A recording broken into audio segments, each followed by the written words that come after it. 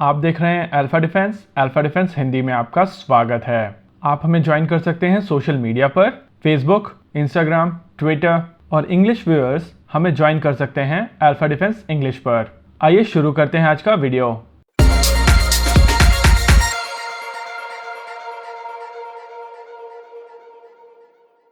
आज के इस वीडियो में हम लोग बात करेंगे J-10C के बारे में। पाकिस्तान में अभी एक एक्सरसाइज चल रही है जिसका नाम है Shaheen 9। People's Liberation Army air force यानी कि चाइनीज कम्युनिस्ट पार्टी की एयरफोर्स और पाकिस्तान एयरफोर्स के बीच में चल रही इस एक्सरसाइज के दौरान एक फुटेज रिलीज किया गया है जिसमें कई फाइटर जेट लैंडिंग करते हुए देखे जा सकते हैं। इस फुटेज का रेजोल्यूशन बहुत ज्यादा क्लियर नहीं है, लेकिन इसी फुटेज में एक J-10 की लैंडिंग दिखाई देती है जिसके ऊपर पीपल्स लिबरेशन आर्मी एयरफोर्स की इंसिग्निया नहीं है और न ही इस एयरक्राफ्ट के ऊपर कोई दूसरी मार्किंग है। वहीं इस फुटेज के दौरान पीपल्स लिबरेशन आर्मी एयरफोर्स के जो दूसरे फाइटर जेट्स हैं उनके ऊपर इंसिग्निया भी है और मार्किंग भी, जिसके बाद ये स्पेकुलेशन आना शुरू हो गई कि क्या चाइना पाकिस्तान को सीक्रेटली J-10C इस एक्सरसाइज के दौरान ट्रांसफर कर रहे हैं। ये स्पेकुलेशन आना मोर और लेस क्लियर था और इससे पहले भी चाइना और पाकिस्तान के बीच में इस फाइटर जेट को लेकर कई बार बातचीत हुई है। कई मीडिया के सेक्शंस ने इस चीज को रिपोर्ट किया है कि चाइना ने पाकिस्तान को ये फाइटर जेट ऑफर किया है। वहीं पाकिस्तान के कुछ सेगमेंट में ये बातें निकल कर आई हैं कि पाकिस्तान भी इस फाइटर जेट में इंटरेस्टेड है। भारतीय वायुसेना काफी समय से अपने Su-30 MKIs को अपग्रेड करना चाहती है। साथ ही उनकी तरफ से कोशिश की जा रही है कि एक अच्छे खासे नंबर में रफाल फाइटर जेट अक्वायर किए जाएं। इस चीज को देखते हुए पाकिस्तान को एटलीस्ट इतना पता है कि वो JF-17 थंडर की फ्लीट के साथ में इस नए कॉम्बिनेशन का मुकाबला नहीं कर पाएंगे और उनको एक नए फाइटर जेट की आवश्यकता होगी। हालांकि पाकिस्तान की तरफ से चाइना के साथ में मिलकर JF-17 थंडर के नेक्स्ट ब्लॉक को बनाने की कोशिश की जा रही है। JF-17 थंडर ब्लॉक 3 एक डिसेंट फाइटर जेट होगा, लेकिन एक्टिव इलेक्ट्रॉनिकली स्कैन्ड अरे रेडार और लॉन्ग रेंज BVR से लैस Su-30 MKI अपग्रेड और रफाल के कंपैरिजन में ये फाइटर जेट उतना केपेबल नहीं होगा और इस वजह से पाकिस्तान को एक नए फाइटर जेट की आवश्यकता है। अगर पाकिस्तान के ऑप्शंस को इवैल्यूएट किया जाए तो पाकिस्तान के पास में चाइना के अलावा कोई दूसरा ऑप्शन नहीं है। यूएस के प्रेशर में वेस्टर्न कंट्रीज पाकिस्तान को नया फाइटर जेट नहीं देंगी। हाँ, उनके पास चांसेस थे कि वो ग्रिपन ले सकें, लेकिन उसमें भी इंजन अमेरिकन है। वहीं दूसरी ओर पाकिस्तान रशियन फाइटर जेट भी अक्वायर कर सकता है, लेकिन उसके साथ में एक रिस्क है।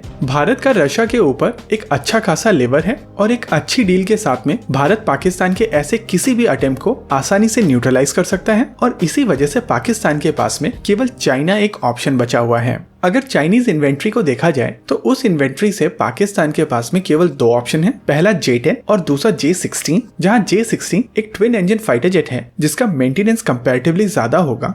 उस हिसाब से J-10 एक लॉजिकल चॉइस होगा पाकिस्तानी एयरफोर्स के लिए और इसी वजह से काफी लोगों का मानना है कि अभी नहीं तो बाद में पाकिस्तान J-10 खरीदेगा।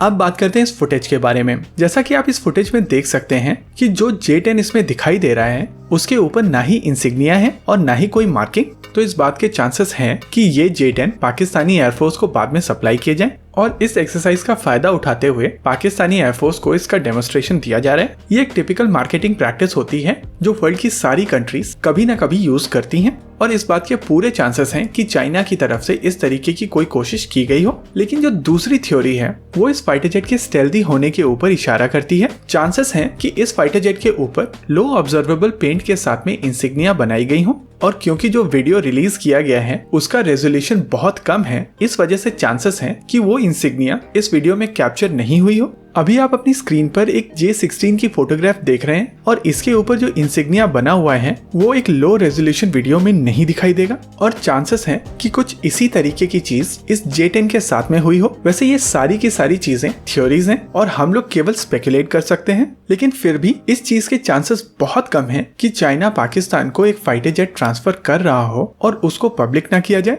फाइटर जेट एक इस तरीके का हथियार है जिसकी प्रेजेंस से डिटरेंस आता है और इस चीज के चांसेस बहुत कम हैं कि एक फाइटर जेट को सीक्रेटली इंडक्ट किया जाए, स्पेशली तब जब आपके ऊपर किसी भी फॉरेन बॉडी का कोई प्रेशर नहीं है और ना ही कोई दूसरी कंपनी के साथ में कोई कंपटीशन। अगर J-10C फाइटर जेट की परफॉर्मेंस के बारे में बात की जाए तो ये काफी डिसेंट फाइटर जेट है। इस फाइटर जेट का डिजाइन इजराइल के डिजाइन IAI लावी से लिया गया है। इजराइल ने अपने लिए एक फाइटर जेट बनाने की कोशिश की थी जिसको अमेरिकन प्रेशर में आके उनको अबैंडन करना पड़ा था और बाद में इसी डिजाइन के ऊपर J-10 बनाया गया था। आज ये फाइटर जेट चाइना का सबसे सक्सेसफुल डिजाइन है और 400 से भी ज्यादा यूनिट्स बनाने के बाद में चाइना की तरफ से इस फाइटर जेट को कंटिन्यूअसली अपग्रेड किया जा रहा है। इस फाइटर जेट को JF-17 थंडर या LCA तेजस के साथ में कंपेयर करना सही नहीं है। ये अलग अलग कैटेगरी के फाइटर जेट्स हैं। जहां थंडर 4.5 टन का पेलोड ले जाने में सक्षम है, वहीं तेजस का पेलोड 5.5 टन के आसपास है। वहीं J-10C का पेलोड 60 टन का है और इसमें 11 हार्ड पॉइंट्स हैं। तेजस की तुलना में 3 ज्यादा और थंडर की तुलना में 4 ज्यादा।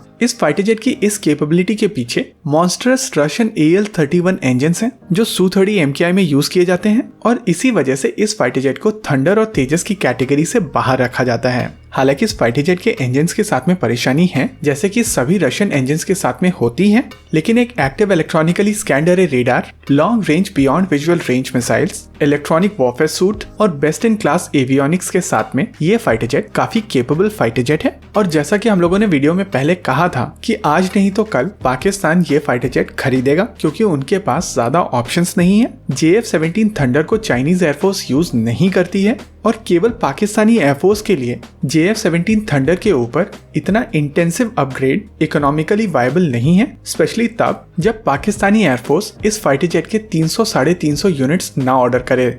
JF-17 थंडर ब्लॉक 3 को कुछ इस तरीके से अपग्रेड किया जाएगा कि जो ऑलरेडी एग्जिस्टिंग JF-17 थंडर हैं उनको इस स्टैंडर्ड तक लाया जा सके और इस फाइटर जेट के ऊपर की कैटेगरी को J-10 से एड्रेस किया जा सके। वैसे इस डेवलपमेंट को हम लोग मॉनिटर करते रहेंगे। आज के वीडियो में रखते हैं केवल इतना ही। आपको क्या लगता है बताइए हमें कमेंट सेक्शन में।